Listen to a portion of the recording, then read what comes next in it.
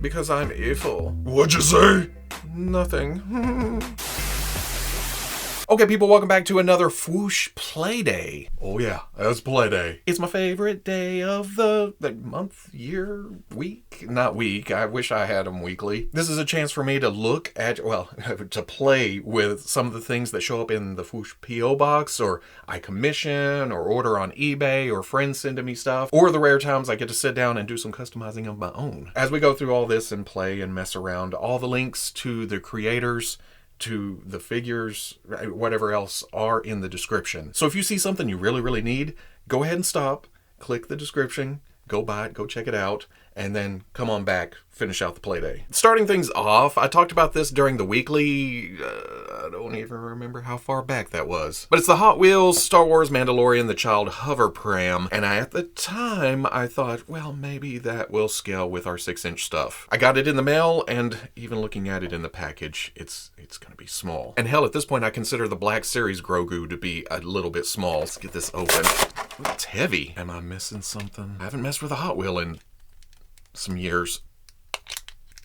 Oh, okay. There's a snap. There's a sense of motion to it with the robes flowing back into the pram, but again, like I said, this will be too small for us 6-inch collectors. But I remembered I had this. Of course I've got a 3 3/4 inch Gus Jr. And looking at that, that may work. That's pretty close, right? It's nice quality. So, I mean, if you dabble in 3 3/4 inch, or if you do 3 3/4 inch and just happen to stumble across this video, that may be worth the $4.99 or however much it is now.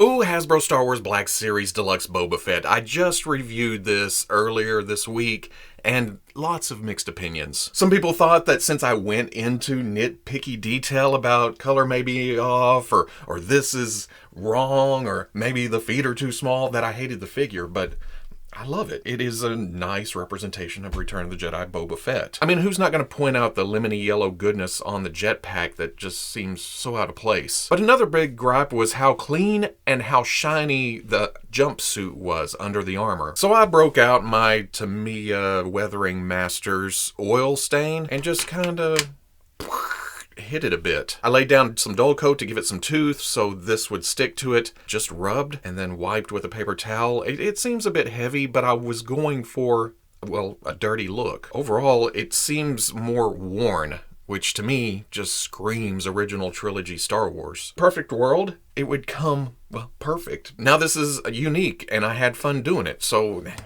I can't complain too much. Also, for those asking, the Jet Blast from the Deluxe Boba Fett does fit into the Star Wars Black Series Beskar Mandalorian's jetpack. It's not perfect. You can still see a bit of the peg sticking out, but it does pop. So it's going to stay in there. It looks nice. If you don't want to use it on Boba Fett, you can use it over here. For a bit of paintless, easy to do customizing, here is what I'm calling Leisure Day Grifter, or, oop, finally got a day off Grifter. I can't take credit for the head. Norm over on the Fwoosh forums, he took the original, was it Playmates Grifter head, popped the hair off, which is a separate piece with a peg that goes into the top of the head. Then he took the Marvel Legends Boomer, or Meltdown? Boom? What was it called on the package? He took her hair, put it on top, and it gives it more of a 90s feel. Norm took it further than that with an actual trench coat, the bandoliers, some different hands. I took the same base body he used, which was the Old Man Hawkeye from the Old Man Logan 2-pack. And then I put on the Rebel 10 custom shirt that I already had from a while back because, well, I like the look of it. And it's green. This gun really fits Grifter too, and I think it's from Marvel Legends Silver Sable? I think it was last Playday I talked about getting older and getting to the point where all my customs don't have to be 100% right off the comic page accurate. So to have some kind of Grifter representation in my display now, yeah, I'm perfectly happy. When it comes to the NECA Teenage Mutant Ninja Turtles cartoon line, I only get main characters, and I definitely consider Rocksteady a main character. One day I was browsing Instagram and I ran across this, the RhinoGuy Helmet by duzmachines 84. I haven't even tried this out yet because I like the package so much, but I'm gonna have to open it up, right? Oh, yeah. Okay. Sent along instructions that you may have to heat it a bit to get it to fit on, but it seems to Well, it just sits on top. Is it supposed to snap? I don't think it is because it's not conformed to the shape right there, but it just adds something extra to the figure. And it blends right in because he matched that black line work for that cartoon aesthetic. The colors, the sculpt, the look, yeah. And if I understand correctly, he didn't have this a lot in the cartoon, but the figure did. And that's what my brain always goes to. So adding this to it, my buddy Jizz Thunder actually pointed me in the direction of JRC Design. It's for something else, but we'll get to that. While I was browsing around, I noticed he also had some covers for various Transformers to fill in the empty spots after you transform them into either robot mode or vehicle mode. This is just a cover that pops right into the hole. Bit snug, you have to line it up just right, but it fills it out. The color doesn't match 100% exact because it's just a 3D printed piece, but it's on the inside of the arm, it's in the shadow.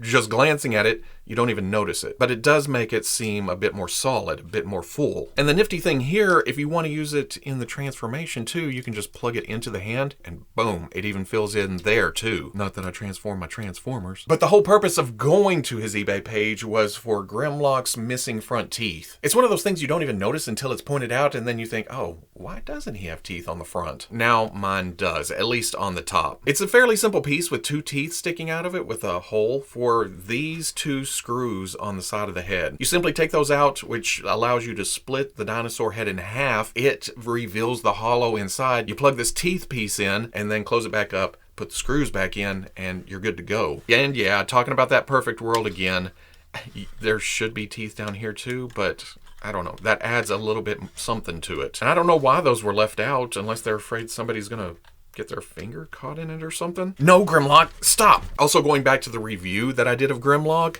I had trouble trying to figure out how to put Wheelie on his neck. There's obviously these 2 pegs right here, and you think, oh, they're supposed to go in these round holes here. Nope, they go down here in these grooves. So you gotta go really far apart, snap them on there. Yeah, that's where he sits, and that's where he stays. Anyone remember Alf? Even if you weren't alive at that time, you've probably seen Alf, although I haven't seen any references to Alf in a while. But when this kit by riboblito started making the rounds, I thought, I may need that. Especially with how beautifully simple it is. The body is the Star Wars Black Series T-Bow with the hands removed, the head removed, and then everything else that goes along with that. And then the feet just pop on over the Ewok feet. You do have to Dremel out a bigger hole for the hand pegs to plug in because, ooh, those Ewok hands have tiny, tiny pegs. But once you pop it all together and give it a paint job, throw some dark brown, throw some golden brown on top of it, dry brush a little for the skin, and then paint the eyes in. It took about an hour and a half, maybe? Which is quick in robo time when it comes to customs. I mean, I'm still sitting on some that are this close to being done years later. So to finish something, oh, and I painted the back too. Just a fun little afternoon project. At this point, you know who Wade over at Unparalleled Universe is. I jump over on his live streams the last Friday of every month. We have some fun. He also has some custom heads going on. I was finally able to get a hold of his Odious and his Rubio head. It's just a fun Sasquatch-like design, and honestly, now that I have these in hand, Wade is a hell of a painter. I mean, he even came around and painted the red on the ponytail. And then all the metalwork on the side of Rubio's head, even the different colored wires poking out. Oh, so nice. But because I was painting Alf and doing the Boba Fett stuff, I haven't had a chance to put proper bodies to these heads yet. So I'm improvising for this video. That seems about right, doesn't it? Has anybody seen Rubio? Down here, dickwad. Ooh, mail call box. Hey, Robo at the Fwoosh, I'd like you to meet Sith Fisto and the Misfits. This is from Jedi Hunter 83 on Instagram. And what do we have here? Oh, a trooper. Dirtied up. He's got some scorch marks. Yeah, he's been in the trenches, hasn't he? I dig the finish on this. It's dirty, but it's still a bit armory. There's a sheen to it. It's almost like soot. Has he been in a fire? Is that what's going on there? Oh, we going old school with some sand trooper. And just like the other one, instead of being in fire, this one's been in one hell of a sandstorm. And as I touch it, I feel like it should scrape off, but it's part of the thing. It sealed it really, really well. I can't see anything out here. Where are we going? Oh, there's a range trooper helmet on a stormtrooper body with the thing. Some dirtiness, some uniqueness.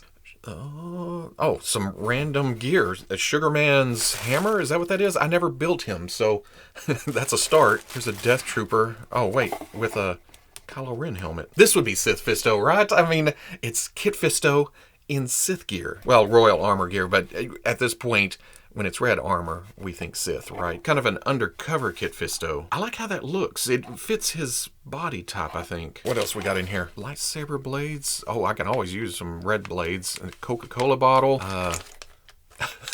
Package of bacon. And then Stiltman's head. There's a blaster that goes with one of them. I'm sure that goes right here, right? It's got the same sheen. Stiltman's backpack and chest piece. Maxwell House. Does it open?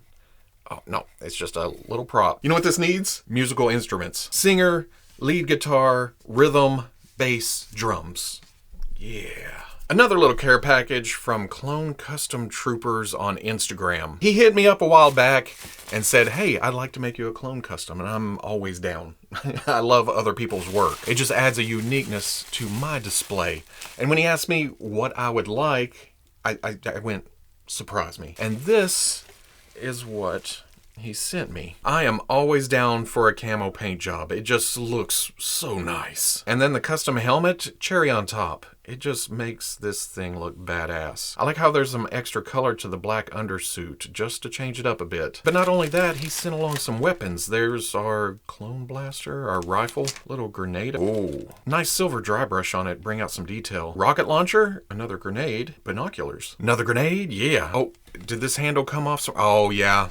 It looks like this broke in transit or something. Just have to get some glue, put it back together. And then there is a, oh, yep, there's a backpack. I dig the decal. It's very nicely done. Or decal, depending on where you are. Oh, but that's not all. It's a different rocket launcher. This one's heavy. This one's lighter. Oh, it looks like another rotary gun. Is that the same? Cool. There's a second one that made it unbroken. There's a couple more grenades. 2 pistols, awesome looking with some, what the heck? There's 2 scopes on it. A rifle with some beautiful silver work on it. I love it when the little buttons and stuff are painted in. And is this a, oh, whoa. It almost feels like separate pieces on the side. It's just a lot of nice detail. And then there's a Mandalorian, is this still called a mythosaur? I don't know if they've changed it up recently, but there's a skull for it, and a smaller one, and a baby one. A hell of an assortment of weapons for clones and troopers and whatever else I want to fit in there. Plus, one very nice looking clone. Much appreciated. Go check out Clone Custom Troopers on Instagram. Here is another fantastic wired cape from mudhorncustoms. And you know what this is. This is Luke Skywalker from the end of season 2 of The Mandalorian. There's wires running down the front of the cloak, running around the back so you can put any amount of wrinkles you want into it. Best of all, that big engulfing hood that Luke wore, there's wire running into the front. Nothing in the back, but it does a fantastic job of laying down. I put it on, pulled it down over his shoulders, pushed the hood, and boom. And yeah, Luke has a blaster. This is actually the, which one is this? The Return of the Jedi Jabba's Palace Luke. And look at that. I can even just push it back, and it lays down. Yeah, the material, the wire used, everything just works. It's not as long as what we saw in the show, but what we saw in the show is a little bit, But it does flare out further than you think it would. If your Luke has problems standing, you can even use it to help stabilize them. Yeah. Finally, a Magneto worthy of the shelf. This is the Mag-Neato Kit from supertomcustoms. It was a collaboration with Canna Beams for the effect piece, Rebel 10 Customs for the cape, and then Tom did the helmet. It upgrades the Amazon exclusive Family Matters Magneto body. Did I do that? It gets rid of this huge candy shell cape that does nothing, weighs it down, pops up, floats around. Get out of here. There's still the purple neck piece that is plastic, plugs in the back, stays nice and firm, but then this cape coming out and around, it is just, it's Rebel 10 Customs. Of course it's going to be fantastic. And you know Canna Beams effects. In fact, there's 2 that comes with it. I like the bigger one better. And then the helmet seems better proportioned. The Family Matters set had an unmasked head, and then it had, was it this one? With the kind of gritting teeth. But I wanted a head that was more menacing while showing a little bit of power, so I popped the head off this one, along with the purple power effect hand. So while it's still a bit scary, there's also a calm to it. There's a Magneto-ness to it. I actually haven't extended it as far as it'll go. Yeah, that looks neato. I've featured John Walker Customs on here several times, but when I noticed that he had a Mandalorian Boba Fett blaster, I thought, I need that. And just awesome details here. The silver tips, the dry brush, the brown, and again, little button paint always goes the extra distance. The reason I got it is because was it last Playday? It was one of the recent Playdays. Mike Lorenzo on Instagram sent me this repainted, cleaned up Boba Fett from The Mandalorian. And while he had 2 fists, it's a model kit, so I popped it off, painted one of my model kit Boba Fett trigger finger hands. And let's see if this works. Doesn't quite squeeze together, but you know what? In the display, in the hand, that'll work. He's no good to me dead. But John also sent along these nifty shields. Have handles on the back for your figures to hold them. And then there's the blank. There's that. I say that because I recognize it. I can't place it right off the bat. There's 2 versions of The Mandalorian. I'm not sure about this one. I know this is the classic. And then, there you go. Just cool little things to go along with all the weapons I just got too. That's some offense. Here's some defense. And then also from John Walker Customs, this RA7 droid. It is a 3D printed head, but check out the shine on it. It matches the rest of the sheen of the body. Just a cool thing to put in the display, another droid for the collection. I love it. Another mainstay of Playday is castingcave. I just love browsing his site, both the unpainted, but mostly the painted heads, because, well, I'm lazy, I'm half blind, and he does a way better job of painting them. So yeah, straight for the painted heads. Here is a Jim Lee Wolverine head. I think the sculpt is by Fanplastic 4. Check him out on Instagram. Tons of great work there. But then Corey came along, punched in the eyes, the hair. It's a very clean, classic feeling look. It just finishes this off. Yeah, the skin tones don't quite match. I'll either match them up or find the body this was intended for, because this is just the first Wolverine I grabbed off the shelf. And it doesn't stop there. If you got the Hasbro Star Wars Black Series wave that had the Endor Han, Luke and Leia, but then you also got their, what was it, HasCon, not San Diego Comic-Con exclusive last year, of the Endor Trio 2, then you ended up with extras. So getting an alternate Luke head, yeah, that's just way better. Like I always say, Mark Hamill is almost impossible to recreate in 1/12 scale plastic form. But the castingcave head definitely gives it more of a heroic feel. The wind whipping in the hair. He's just standing at the edge of the woods looking out, or he had just got off the speeder bike, one or the other, something. But more than that, look at this damn Leia head. The paintwork on the face, and especially the hair, how it brings out the brown. Because on the Hasbro figure, it's a really dark color with not a lot going on there. And the face isn't as bad as Luke with the photoreal and everything, but yeah, that's staying right there. Especially that hair. Look at that. So at the end of the day, the name of the game is Playday, and Playday means fun. Plain and simple. I say it every Playday. Go down in the descriptions. There's links to all the creators here. Go over, show them some love. Whether or not you're looking to get some customizing done or buy some third-party items or get into customizing yourself, it's worth a look. All these people customizing and pouring their heart and soul into their work, along with, hell, all the people taking crazy pictures in poses that you think, oh, is that a real thing? Or dioramas. If anybody's having fun in this crazy hobby of ours, it should be nurtured. It should be praised. Just click the little heart or like Facebook, Instagram, wherever they may be. It just shows them that their work is appreciated. Speaking for myself, I don't get a lot of time to do it anymore, but sitting down and painting the Alf Kit and throwing some paint on the hand and dirtying up Boba Fett, there's a sense of, hey, I did that. And now my figure is unique from everybody else's. And yeah, there's nothing like it. Just have some fun. If you enjoyed this Playdate, comment, like, subscribe. Much love to the plus. If you're interested in seeing videos early or in a position to help out the channel, patreon.com. But wherever you may be watching this, I'll always catch you on the Fwoosh. Always hate not being able to fit everything I've looked at into frame, but it's impossible to get everything standing and in position. See, dang it. So when you see the first of the video or the featured image on YouTube, it's just a small sampling of Playday, and it's a little tease.